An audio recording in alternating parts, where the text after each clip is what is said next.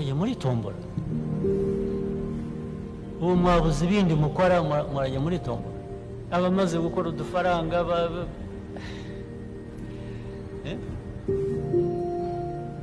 akadufata twose agafata miliyoni 10 akazijyana ngo baramwungukira izindi 10 ngo abone 20 wagenze buhora. Ubu ngubu turaza kujya duhana aba bantu bashishikariza abandi kwinjira muri izo za piramide, kuko ngo ufite 10% ukirukanka, ariko hari nabo dusanga yashyizemo umwana we, yashyizemo umugore we, muramu we, nyirabukwe, sebukwe, bakazana. Sinakubwira abo bantu biruka mu bantu bakoreshwa nako ka pourcentage bababwiye. Abo bantu tugiye kuba ubu nibo tugiye kujya dukurikirana, nta kundi kuntu byacika. Ni gute wirukanka mu giturage niba warabeshywe nawe ukabeshya abandi? Umufatanyacyaha ubwo rero umujura n'ufashwe, umunyacyaha n'ufashwe.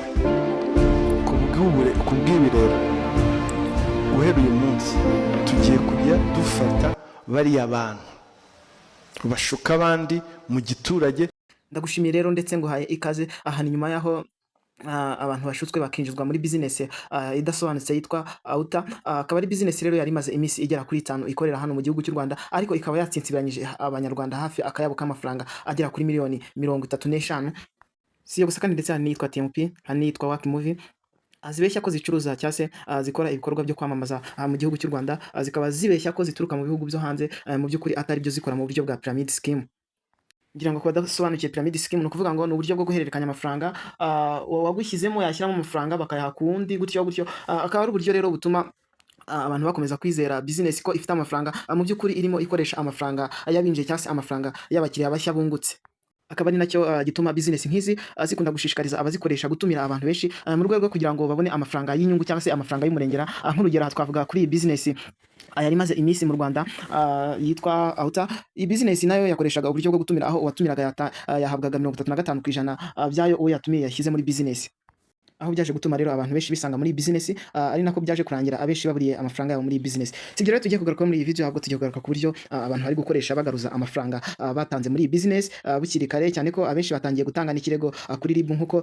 Hanyuma rero ngira ngo abenshi murabizi izi pyramid scheme usanga akenshi bagusaba kohereza kuri nimero. Niyo mpamvu rero turabakanda akanyenyeri 182 akanyenyeri 7 kugira ngo turebe ibikorwa byakozwe, ari nabyo bidufasha kugaruza amafaranga twatakaje cyangwa se twoherereje bamwe muri abo batekamutwe bitwikira izi mbuga nkoranyambaga bashaka gucucura akayabo k'amafaranga. Noneho uraza gushyiramo 3 kugira ngo usabe gusubizwa amafaranga awohereje, hanyuma ushyiramo pin barita bakwereka ibikorwa byagiye bikorwa kuri simukadi yawe. By'umwihariko mu iki cyumweru niba warashyizeho amafaranga benshi ngira ngo nibwo buryo bari kuza kwifashisha.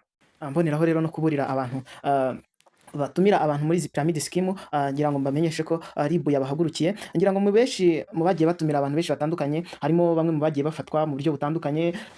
By'umwihariko hari abo RIB yagiye yigaragariza bagaragaraho ubujura bushukana cyangwa se ubwambuzi bushukana cyangwa se uburyo bwo kwihesha ikintu cy'undi hakoreshejwe uburiganya.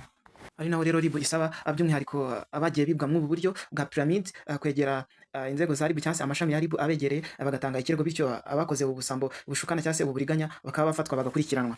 Ngira ngo rero ko batabizi ndetse ko batabisobanukiwe, uyu musikama witwikiye Auta ashobora kuba ari n'umunyarwanda by'umwihariko nkuko abantu benshi bagiye babigarukaho cyangwa se nkuko byagiye bigaragazwa n'abantu benshi batandukanye, aho ari noneho ngira ngo abenshi bamenyereye ko izi business akenshi zikunda kwitirirwa ibihugu byo hanze cyangwa se abazizanye baturuka mu bihugu byo hanze. Ubu ngubu rero kuri inshuro Auta byamaze kugaragara ko uyu ari umunyarwanda pire cyangwa se umunyarwanda nyirizina waje kweditinga iyi application kugira ngo acucure abanyarwanda akayabo k'amafaranga.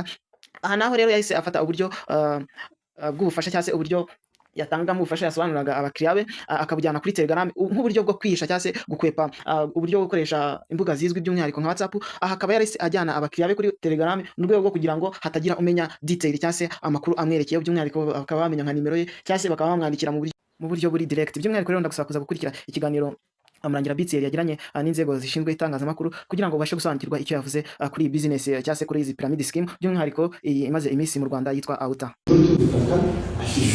Ndetse ariko ko ubutaka mu minsi yashize twabonye n'abagurishaga ubutaka